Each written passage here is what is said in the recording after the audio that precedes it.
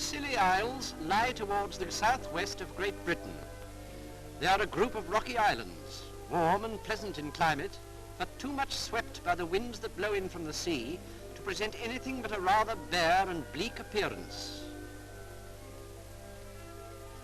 When the sea is calm, the islands are easy to approach, and often you can see the bobbing head of a seal that is close inland and is diving through the waves.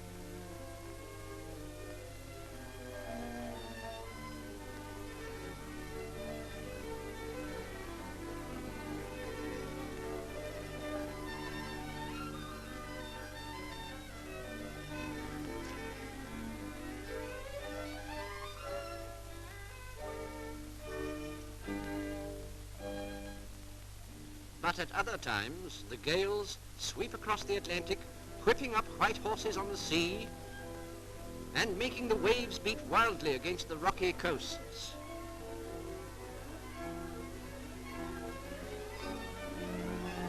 Then the steamer making from Cornwall to the islands comes in for heavy weather.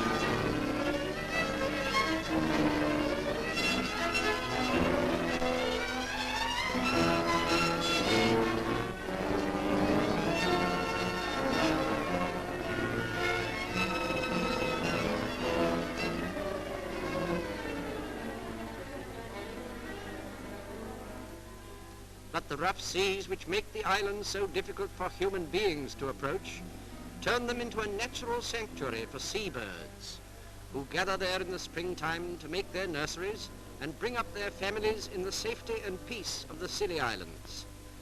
Different species live side by side. Here you see gulls flying overhead, shags, the brown-black birds with the long necks that sit on the edge of the rocks, razorbills in black and white, and an occasional puffin with a white face.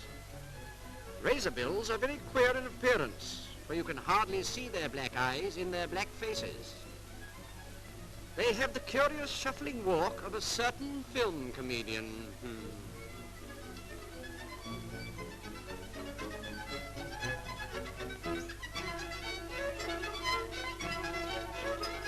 Their cousin, the puffin, or sea parrot, is even odder in appearance and looks very peculiar, with curious white cheeks and glassy protruding eyes.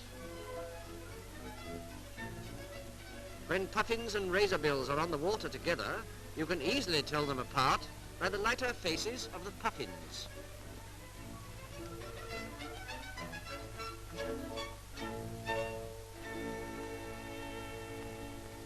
The shags, though expert divers and fishers, prefer sunbathing on the rocks to swimming between meals. You can see how they support their weight on their stiff tails. The shags nest among these hard, rough, inhospitable-looking boulders. Their nursery consists of a rough collection of twigs to keep the baby birds off the rocks, at any rate for the beginning of their lives. The shag family is usually a case of "Hello, twins," and the little birds squawk for food most of the day.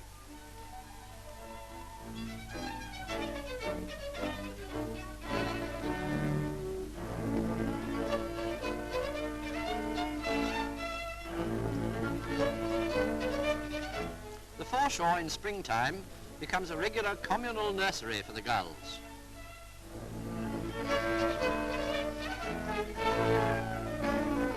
Here you see the lesser black-backed gull, a handsome creature in the usual seabird's livery of black, white and grey. These gulls make a nest of old seaweed anywhere among the stones. In their domestic affairs, the gulls get about as much privacy as tenants in council houses, but they don't seem to mind. So safe do they feel from enemies that they think nothing of leaving their nests, like the one in the front of the picture, with the precious eggs quite unprotected. Also in the colony is one of the worst egg thieves in the world, the herring gull. The herring gulls build on the beach too, in the same rough and ready kind of nest.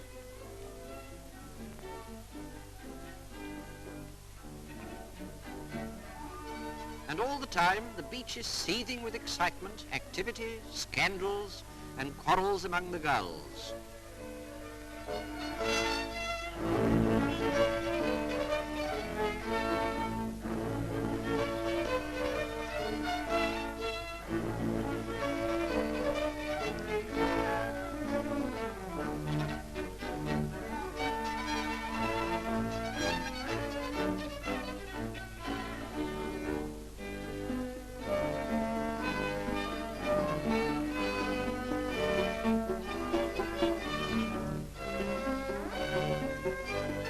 Another bird which frequents the seashore is the oyster catcher, which seems quite indifferent to the waves and spray.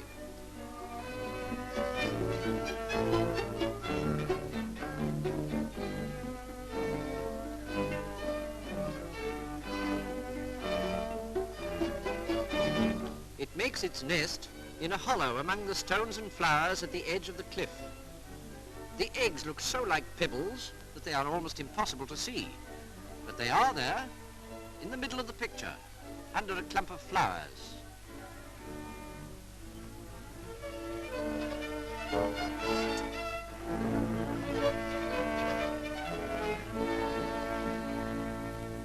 Once on its nest, the oyster catcher sits so still that it might be a stuffed bird, except that it occasionally tips the photographer a wink. High on the top of the cliffs, the greater black-backed gulls make their homes. So safe from interference are their nurseries that these birds also hardly trouble to make a home, just laying their eggs in a hollow among the sea pinks that cover the ground.